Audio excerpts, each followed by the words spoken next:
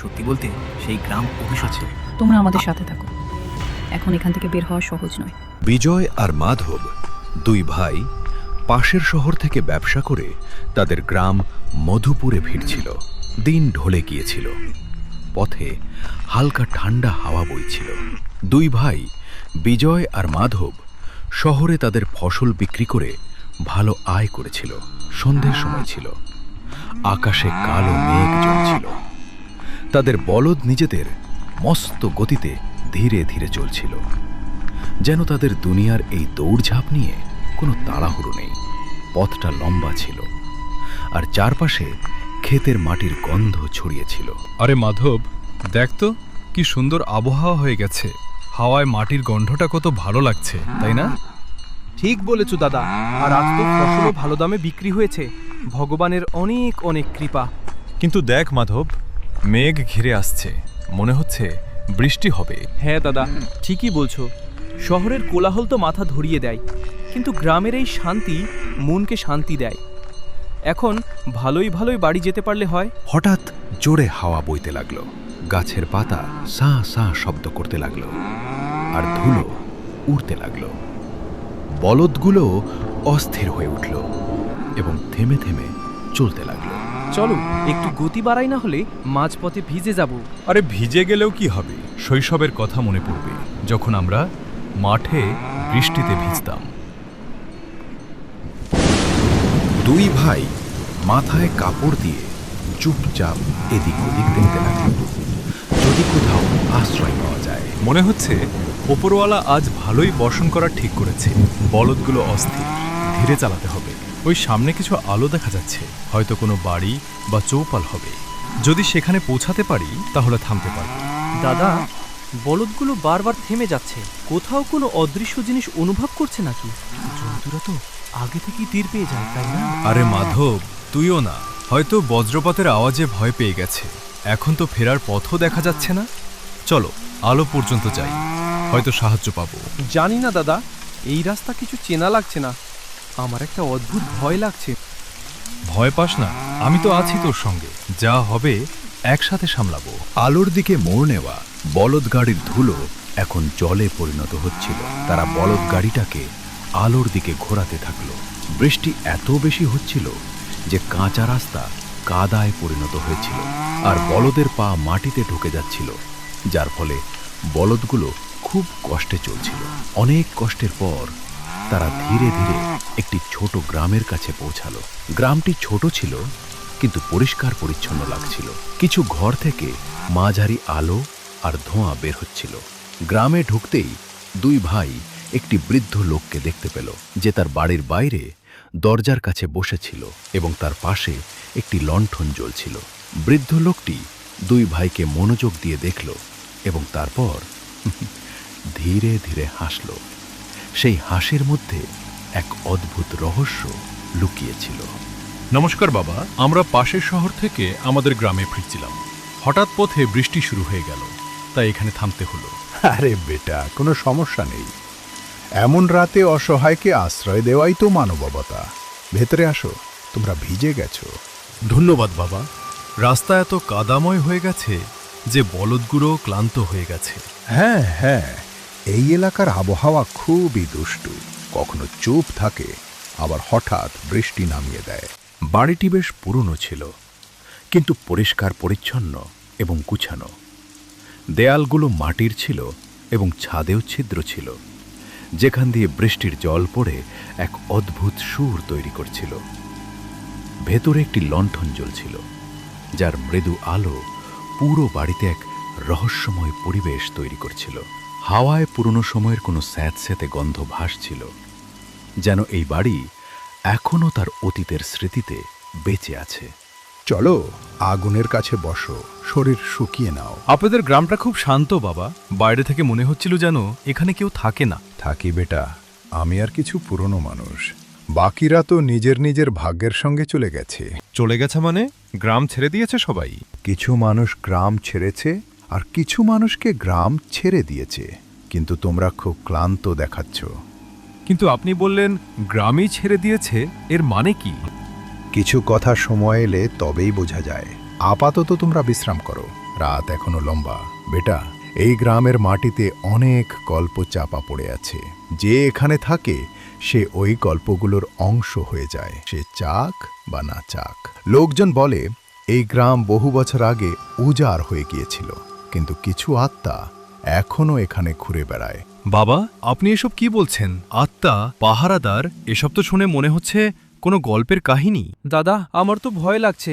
বাইরে বৃষ্টির মাঝে একটা অদ্ভুত ফিস ফিস করে শব্দ হচ্ছে, যেন কেউ বাড়ির চারপাশে ঘুরে বেড়াচ্ছে। ঘরের ভেতরের পরিবেশটাও কিছুটা আলাদা ছিল। সেখানে রাখা ফার্নিচারগুলো খুব পুরনো ছিল, যেন বহু দশক ধরে একই জায়গায় রয়েছে।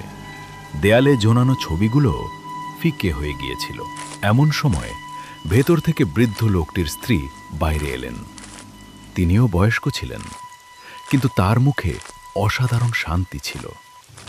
তিনি পুরনো আমলের পোশাক পরেছিলেন এবং তার ধীর গতির চলনে এক অজানা মর্যাদা ছিল, যেন তিনি এমন এক সময় থেকে এসেছেন যা এখন শুধু স্মৃতিতে বেঁচে আছে। দেখো বেটা, এ আমার ধর্মপত্নী সুলোচনা। বয়সের এই পর্যায়েও ঘর আঙিনা ঠিক আগের মতোই সামলায়। এই বাড়ি আমাদের পূর্বপুরুষদের নিদর্শন। এখানে বিদ্যুৎ এসেছিল, কিন্তু আমরা তা গ্রহণ করিনি।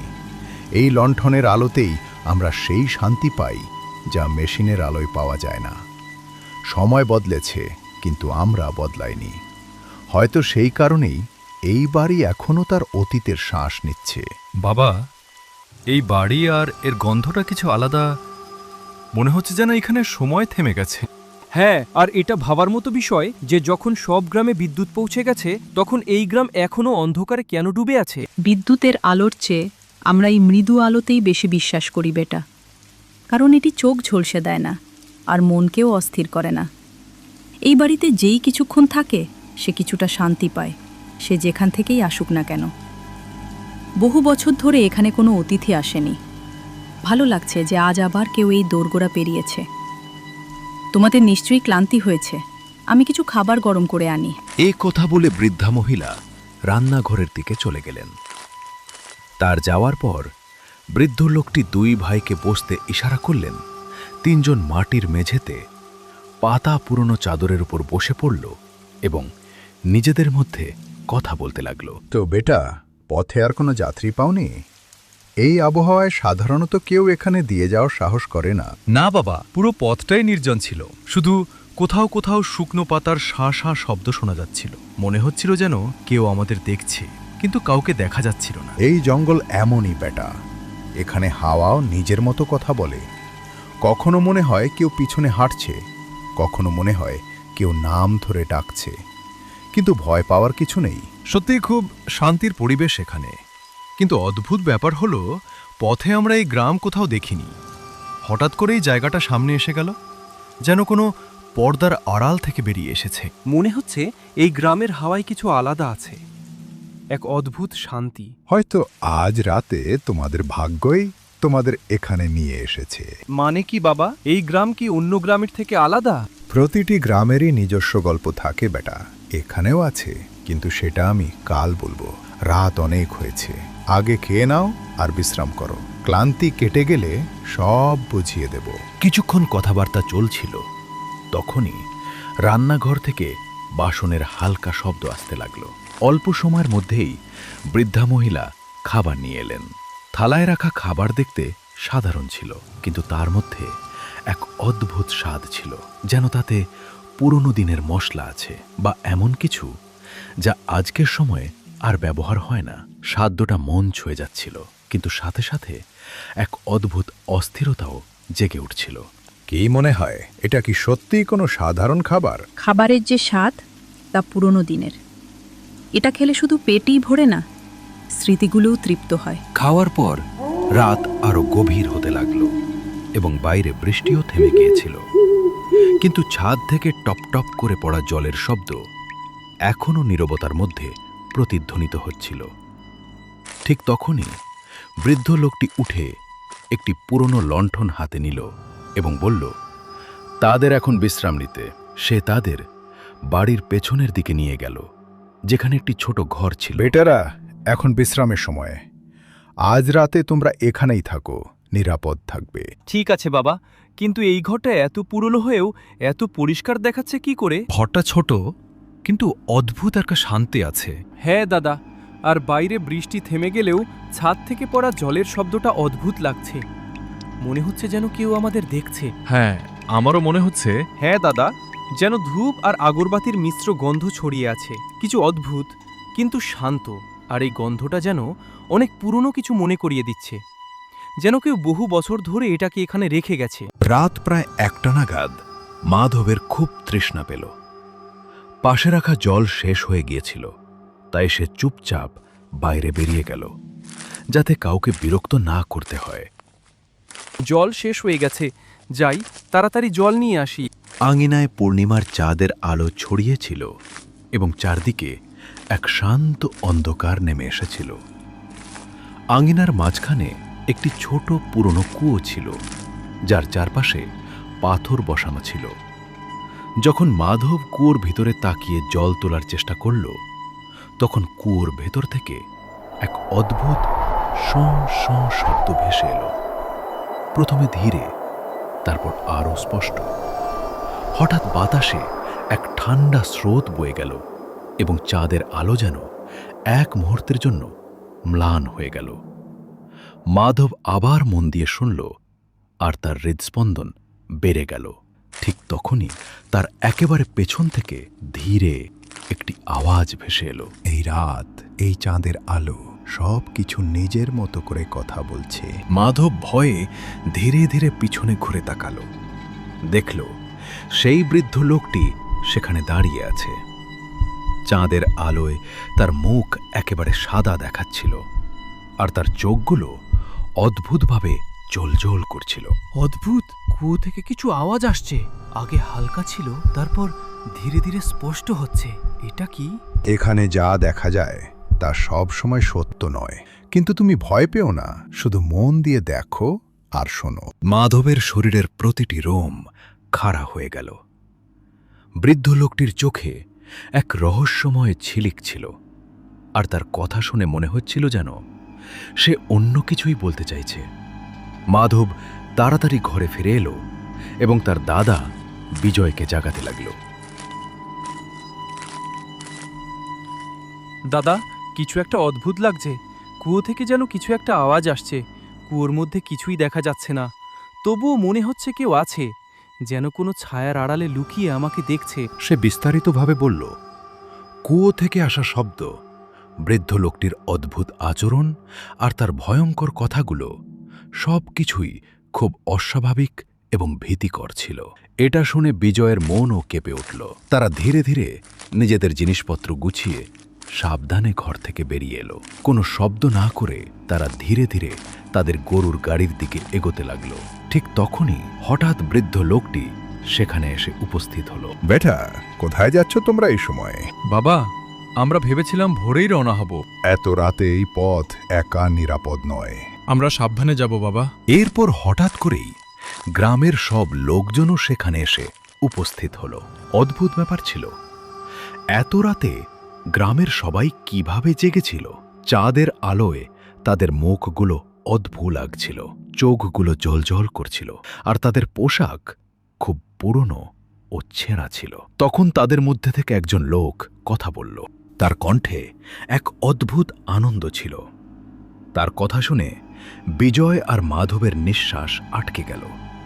তারা বুঝতে পারল এই জায়গায় খুব বড় কিছু অস্বাভাবিক আছে। তোমরা আমাদের সাথে থাকো। এখন এখান থেকে বের হওয়া সহজ নয়। যে এখানে আসে সে চিরদিনের জন্য এই জায়গার অংশ হয়ে যায়। দুই ভাই একে অপরের দিকে তাকালো এবং সঙ্গে সঙ্গে সেখান থেকে দৌড়ে পালাতে শুরু করল। দৌড়ে তারা তাদের বলদগাড়ির কাছে পৌঁছালো এবং তাড়াতাড়ি তাতে উঠে পড়ল। বলদগুলো দ্রুত দৌড়াতে লাগল। মাধব পিছনে ফিরে তাকিয়ে দেখল তার আত্মা কেঁপে উঠল। ওই লোকগুলো তাদের পিছু নিচ্ছে, কিন্তু মাটিতে নয়, তারা বাতাসে ভাসছে। তাদের পা মাটিতে নেই, যেন হাওয়ায় উড়ছে। বলদগুলো বিপদের আভাস পেয়েও থামেনি, দ্রুত ছুটতে লাগলো। তারা পুরো রাত দৌড়াতে থাকলো। ভোর হলে তারা অনেক দূরে চলে এলো। সূর্য উঠতেই তারা একটি স্বাভাবিক গ্রাম দেখতে পেল, যেখানে মানুষ তাদের দৈনন্দিন কাজে ব্যস্ত ছিল। তারা বলদ গাড়ি থামিয়ে পাশের একটি চায়ের দোকানে গেল, যেখানে কিছু লোক আগে থেকেই বসেছিল। তখন তারা পাশের গ্রামের সম্পর্কে জানতে চাইল। মাধব, মনে হচ্ছে আমরা সত্যিই বেঁচে গেছি। দেখ, এই গ্রামটা পুরো স্বাভাবিক। মানুষ তাদের দৈনন্দিন কাজে ব্যস্ত। যদি আমরা একটু দেরিও করতাম তাহলে কি হতো কে জানে। হয়তো আমরা চিরদিনের জন্য সেই গ্রামেই আটকে যেতাম। আপনি কি দক্ষিণ দিকের কোনো গ্রামের কথা জানেন? গত রাতে আমরা সেখানে ছিলাম। আমাদের খুব সম্মানের সাথে আপ্যায়ন করা হয়েছিল, খেতেও দেওয়া হয়েছিল। কিন্তু সত্যি বলতে তাদের কথাবার্তা খুব অদ্ভুত লাগছিল। আমাদের প্রাণ বাঁচিয়ে পালাতে হয়েছে। কিছু লোক আমাদের পিছু নিয়েছিল। এখন আমরা জানতে চাই ওই গ্রামের রহস্য কি। তাদের কথা শুনে গ্রামেরই এক বৃদ্ধ মনোযোগ দিয়ে তাদের দিকে তাকালো এবং আশ্চর্য হয়ে জিজ্ঞেস করল, হ্যাঁ বেটা, আমি ওই গ্রামের কথা জানি। সত্যি বলতে সেই গ্রাম অভিশপ্ত। আগেও অনেক লোক সেখানে গিয়েছিল, কিন্তু আর ফিরে আসেনি। সবাই রহস্যজনকভাবে নিখোঁজ হয়ে গেছে এবং মারা গেছে। ওই গ্রাম এখন চিরদিনের জন্য জনশূন্য। যে কোনো অচেনা মানুষ সেখানে রাত কাটাতে বাধ্য হয়, সে আর কখনো ফিরে আসে না। রাতে সেখানে থাকা মানুষ চিরদিনের জন্য ওই গ্রামেই আটকে যায় এবং নিখোঁজ হয়ে যায়। এই কারণেই তোমরা পালিয়ে বেঁচে গেছো। এটা সত্যিই এক বড় অলৌকিক ঘটনা যে তোমরা বেঁচে ফিরতে পেরেছো। দেখছো মাধব, এখন সবকিছু পরিষ্কার হয়ে গেল। চলো চা খেয়ে দ্রুত এখান থেকে বেরিয়ে পড়ি।